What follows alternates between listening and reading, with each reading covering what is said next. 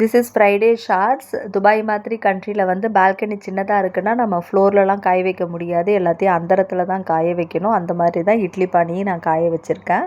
இங்கே பார்த்திங்க அப்படின்னா ஸ்கூல்ஸ்லாம் பார்த்திங்கன்னா நிறைய கைண்ட் ஆஃப் ஸ்கூல்ஸ் இருக்குது. அதில் வந்து நம்ம இந்தியன் ஸ்கூலுன்னு பார்த்திங்கன்னா சிபிஎஸ்சி ஸ்கூல்ஸ் தான் வந்து இங்கே இருக்குது. ஸோ அதில் தான் வந்து இந்தியன் சில்ட்ரன்லாம் 99% படிப்பாங்க. சில குழந்தைங்க பிரிட்டிஷ் கரிக்குலத்துலேயும் படிக்கிற குழந்தைங்களும் இருக்காங்க, இந்தியன் சில்ட்ரனு. நான் வந்து குழந்தைங்கள பிக் பண்ண போகணும். ஸோ கிளாஸை முடிச்சுட்டு அதுக்கப்புறம் வீட்டெல்லாம் க்ளீன் பண்ணி வச்சுட்டு டக்குன்னு கொஞ்சமாக கேசரி மட்டும் பண்ணினேன். முந்திரி பருப்பு எதுவுமே இல்லை, நெய் மட்டும் ஆட் பண்ணி ஃப்ளேவருக்கு ஏலக்காய் சேர்த்துட்டு ரெடி பண்ணி வச்சுட்டு கிளம்பியாச்சு. மார்னிங்கே குக்கிங் எல்லாம் முடிஞ்சிடுச்சு.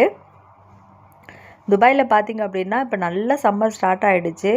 கீழே கிரவுண்டுக்கு வந்தோன்னா அவ்வளோ ஹாட்டாக இருக்குது. அது கூட சேர்ந்து மண்ணோடு சேர்த்து அந்த புழுதி காற்றுமே அடிக்க ஆரம்பிச்சிடுச்சு. லஞ்சுக்கு காரமணி வெஜிடபிள் சேர்த்த பொரிச்ச குழம்பும் அது கூட சொரைக்காய் பொரியலும் தான். உருளைக்கிழங்கு வறுவலும் குழந்தைங்களுக்கு பண்ணது. See you on tomorrow's mini vlog.